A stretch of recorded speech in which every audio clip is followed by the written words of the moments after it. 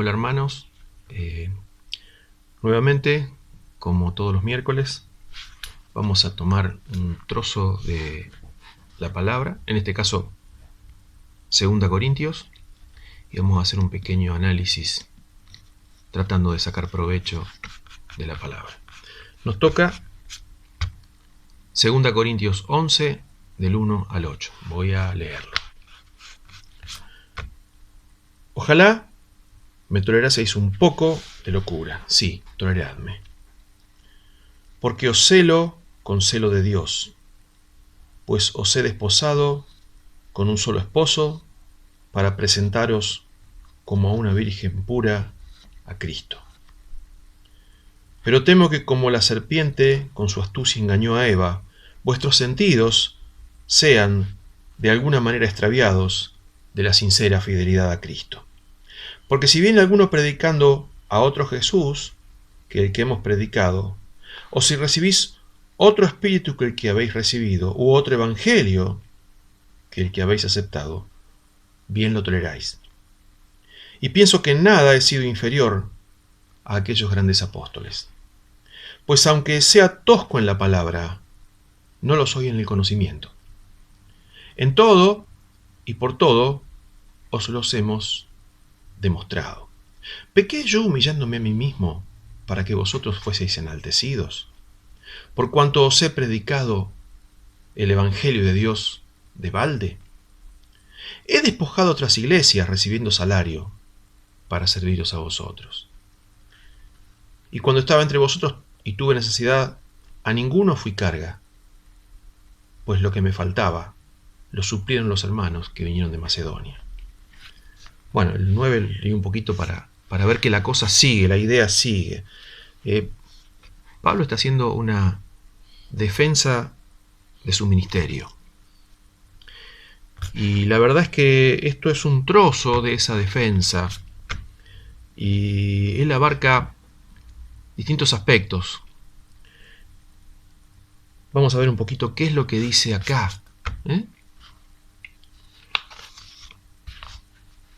Verso 1, 11:1.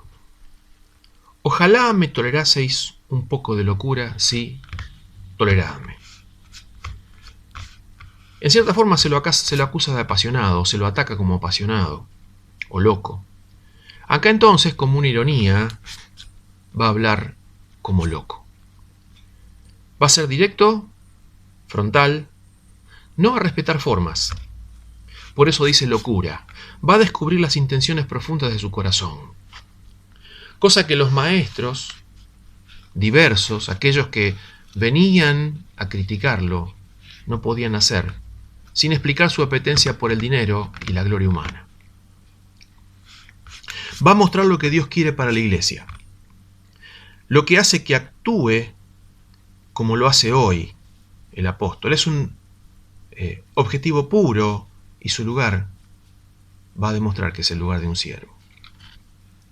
Así que, verso 2 dice, porque os celo con celo de Dios, pues os he desposado con un solo esposo, para presentaros como una virgen pura a Cristo. Para empezar, no hay en Pablo otra energía o motivación que el celo de Dios. Esto es, no son intereses de Pablo, no procura que le obedezcan a él, no quiere satisfacer sus ideales de iglesia, sino los de Dios. No hay ambigüedades, y esto explica el trato explosivo hacia ellos. Dice, un solo esposo. Y quizás se refiere a los intereses de los falsos maestros, que esperaban que la iglesia fuese de ellos, o que por lo menos los tuviese a ellos como fuente principal. Cuando dice un solo, quizás tenga que ver con la disipación de ideas dentro de la iglesia y la visión de Pablo de un Cristo. Solo ha preparado la novia para su esposo. Su satisfacción es poder presentarla como una virgen pura. O sea, lo que está buscando es que esa iglesia no esté corrompida, que no tenga cosas reprochables. No hay segundas intenciones.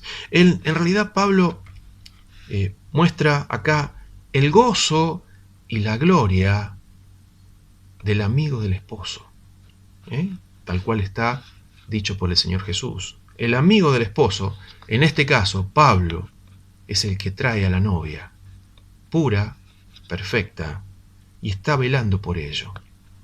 Por eso es que él habla de locura. El celo del Señor es lo que lo mueve. Verso 3. Pero temo que como la serpiente con su astucia engañó a Eva, vuestros sentidos sean de alguna manera extraviados de la sincera fidelidad a Cristo. Identifica a la iglesia con Eva. ¿Por qué? Porque hay una intención, la intención es engañarla, igual que a Eva. Vuestros sentidos, ¿dónde están mis sentidos? A ver, depende de dónde sean puestos, son llevados para cualquier lado. Depende de cómo estén preparados estos sentidos. El comentario Bonnet y Schroeder dice: se corrompan vuestras mentes. No habla de sentidos. Si bien los sentidos tienen que ver con la carne, cuando los sentidos están ejercitados, ayudan al discernimiento. Hebreos 5:14, vamos a leerlo. Dice así: pero el alimento sólido es para los que han alcanzado madurez, para los que por el uso tienen los sentidos ejercitados en el discernimiento del bien y del mal. Los que han alcanzado madurez. Está hablando de que esos sentidos que no han alcanzado madurez en el caso de ellos pueden ser extraviados. Así que esto es solo para los maduros, no es el caso de los corintios. Continúo. Habla de extraviados. Miren, el extravío comienza siempre en un primer paso. Siempre el primer paso de extraviarse es leve. Una desviación pequeña, digamos. No se nota. Pero después continúan, en ese sentido, otros pasos. La costumbre, acostumbrarse a ver el extravío, la desidia, hacen que parezca que estamos bien y solo los avisados lo ven. Ahí está la importancia de los maduros. Yo ya hice referencia a un clásico. Un gran barco, un superpetrolero. 350 metros de largo, 50 metros de ancho. Si yo tolero 2 milímetros más en el error del timón, no se nota. Es realmente despreciable el primer kilómetro, el segundo kilómetro. Cuando son 30 kilómetros, el barco ha cambiado su rumbo. Ya no va por el mismo lugar. Ha tomado otra ruta. Hay que corregir. Eso es lo que corresponde. Por eso tenemos que estar maduros. Sincera fidelidad a Cristo, dice el versículo. Sin fallas, sin dudas, sin reservas personales, sin engaño. ¿Puede haber una fidelidad a medias? Piénselo. ¿Puede haber fidelidad a medias? ¿Puede haber un corazón dividido, doble ánimo? Pero Pablo quiere presentar a la novia con sincera fidelidad a Cristo. Y acá está el valor de Pablo. Es el Pablo que nosotros conocemos. Espectacular. Sensacional hombre de Dios. Él quiere hacer eso. Verso 4. Porque si viene alguno predicando a otro Jesús que el que os hemos predicado, o si recibís otro espíritu que el que habéis recibido, u otro evangelio que el que habéis aceptado, bien lo toleráis. Ellos recibían hermanos, sin siquiera checar sus ideas. Los invitaban a hablar, los escuchaban y finalmente, como era costumbre, les pagaban. En su discurso ellos incluían el hablar mal de Pablo, lo que terminaba haciendo que lo llamen otra vez. ¿Para qué iban a llamar a Pablo si todo el mundo hablaba mal de Pablo? El problema mayor es que hablaban de otro Jesús. O sea, un Jesús que tenía características distintas. No era hombre, o no era Dios, o no tenía las dos naturalezas. Hay que verlo en 1 Juan. En 1 Juan hace una clara distinción de cuál es el Jesús que nosotros creemos y cuál es el espíritu del anticristo. Cuando habla de otro espíritu o de otro evangelio, Pablo está exagerando. Para darse a entender a los oyentes, dado que al ser otro Jesús, ya ese solo hecho ya incluye en sí mismo que es otro espíritu y otro evangelio. Lamentablemente, otro Jesús implica totalmente algo distinto. Bien lo toleráis, dice. Indica amplitud para recibir todo lo que ellos pudiesen recibir, no importa. Todo lo que no conviene. No se hace así en las iglesias el día de hoy. Hoy hay cierto cuidado.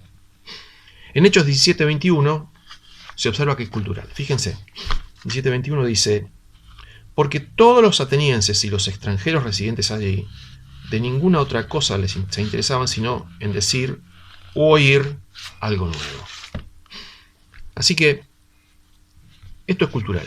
No importaba lo que fuesen a escuchar. Importaba que lo escuchasen.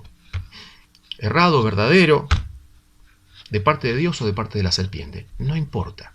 Ellos lo escuchaban. Bien lo toleráis muestra el llamado del apóstol al descuido del púlpito y su uso profano. También se aplica a las nuevas ideas de superespiritualidad. Por ejemplo, la sublimación de la oración. El Dios que nos da siempre. Todo centrado en yo. Eso es lo que se recibe en muchas iglesias el día de hoy. Lamentablemente, se requiere de madurez para evitar caer en este tipo de cosas. Ya seguimos con la segunda parte. Hola hermanos. Bueno, segunda parte de este trozo. Vamos a leer verso 5. Y pienso que en nada he sido inferior a aquellos grandes apóstoles. Esto está unido al 4 y tiene que ver con el hecho de la calidad de mensaje que Pablo entregó a los corintios, comparándola con la calidad de mensaje que entregan los supuestos apóstoles, o que se dicen apóstoles, a los que recurren los corintios para recibir palabra. Hay dos puntos de vista en este trozo, en este versículo. Uno es que, bueno, él reclama respeto, ¿no? En el sentido de que él tiene las señales de apóstol, y que de alguna manera estos maestros que compiten con él, que dicen ser mejores que él los llama grandes apóstoles, en cierta forma con sarcasmo. Como que está poniéndolos en ridículo. Aparentemente, esa es una de las opciones. A mí me cuesta creer que Pablo ponga sobre esta gente el nombre de apóstol. Me resulta bastante difícil que él les conceda el favor de llamarlos apóstoles. Pero bueno, como en el verso 13, más adelante, dice: porque estos son falsos apóstoles, obreros fraudulentos, lo que uno tiene que pensar es que es probable que esta sea la solución o la explicación más correcta. Sin embargo, hay un segundo significado que les recuerda a los hermanos de Corinto su indudable vinculación con los apóstoles de Judea. O sea, Pablo es amigo o conocido de Pedro, de Juan, de Jacobo. Podemos hablar de otros hermanos, podemos hablar de los primeros padres de la iglesia, por ejemplo, podemos hablar de Bernabé y de algunos otros hermanos a los que él frecuentó, hermanos realmente dedicados a la obra, hermanos serios, hermanos maduros, hermanos con los cuales él tiene un buen vínculo y un profundo lazo de amor. Así que, aparte, la mayoría de ellos vieron a Jesús, una de las señas del apostolado. Por otra parte, Pablo ha trabajado más que todos los apóstoles, en cierta forma, y ya lo dice en otro lugar. Por lo que quizás lo de grandes, en realidad, él está aplicándoselo en forma indirecta a él mismo. En el sentido de que fue el que más trabajó, y esa es la verdad. También están en sus recuerdos el hecho de que él persiguió a la iglesia, lo que lo hace sentir pequeño. Por eso es que dice que nada ha sido inferior. O sea, ahí está su punto de vista de que, como abortivo, como aquel que fue de última, el menos esperado, el que realmente fue un enemigo, ¿no? Así que esas son las dos posibles explicaciones de este trocito, de este pequeño versículo. Si bien Pablo se siente en deuda con la iglesia por el hecho de haberla perseguido, también es cierto que su trayectoria es la más prolífica, la que más abunda en creación de iglesias y en predicación de la palabra, así que es para nosotros un gran apóstol. Sigo. Verso 6. Pues aunque sea tosco en la palabra, no lo soy en el conocimiento. En todo y por todo os lo hemos demostrado. Acá lo que se nota es que los corintios tenían una admiración quizás profunda por escuchar una oratoria impecable, con recursos poéticos, con giros, con un montón de cosas que son condimento de la oratoria. Pero la oratoria sin mensaje es nada. Así que Pablo era directo, tosco, seco, no era elegante, sin formas quizás, pero su temática tenía peso eterno. O sea, Pablo no tenía oratoria, pero tenía mensaje. Su conocimiento de Dios, su Hijo, y lo revelado hacía que hablar de algo profundo y aprovechable para la eternidad. Dice, en todo y por todo os lo hemos demostrado. O sea, acá está involucrando a otras personas. ¿A quiénes? Y bueno, por ejemplo, a los hermanos que lo acompañaban, a los hermanos que venían de visita de otras iglesias a traerle ofrenda. A todos ellos, y él mismo, mostraban claramente la calidad de creyentes que eran y la calidad de conocimiento y la madurez que tenían. Eso a los corintios les tenía que quedar en claro, porque no es que era él, no era Pablo solo, era Pablo y todos aquellos que estaban cerca de Pablo y que lo acompañaban, los cuales demostraban claramente que lo de ellos tenía fundamento firme en la revelación de Dios. Verso 7. ¿Pequé yo humillándome a mí mismo para que vosotros fueseis enaltecidos? Por cuanto os he predicado el Evangelio de Dios de balde. ¿Pecó contra los hermanos de Corinto? No, no pecó. Les está preguntando a ellos si realmente hizo algo malo. El negarse Pablo a recibir dinero tenía un solo objetivo: que los otros hermanos, con los otros maestros pagos, no pudiesen compararse con un Pablo asalariado. Si Pablo hubiese estado asalariado, ellos hubiesen tenido más argumento para defenestrarlo, para destruirlo, pero como Pablo no recibe salario, no porque Pablo fuese superior, la idea no es que Pablo fuese superior y quisiese mantener la superioridad, la idea es que la dignidad del mensaje, el mensaje es el importante acá, el mensaje es el que Pablo resguarda, la dignidad de Dios es la que Pablo resguarda, la santidad de Dios. Por eso es que Pablo, bajo ningún punto de vista, quiere ponerse a la altura de los falsos maestros. Aparentemente esto terminó siendo contraproducente. Y terminaron muchos en la iglesia menospreciándolo. Hay una dignidad particular en un Pablo que no recibe sueldo. Es el hecho que tiene total libertad para decir lo que parece, lo que le parece, para corregir y para señalar lo que está mal. Puede criticar los errores o las malas actitudes, los pecados, sin tener riesgo de por ello perder su sustento. No puede el apóstol de los gentiles tener los labios cerrados por un poco de dinero. El objetivo planteado en 11.2 obliga a tal sacrificio. ¿Cuál es el objetivo planteado? Bueno, lo que decíamos de que él quiere presentarla a la iglesia como una novia pura.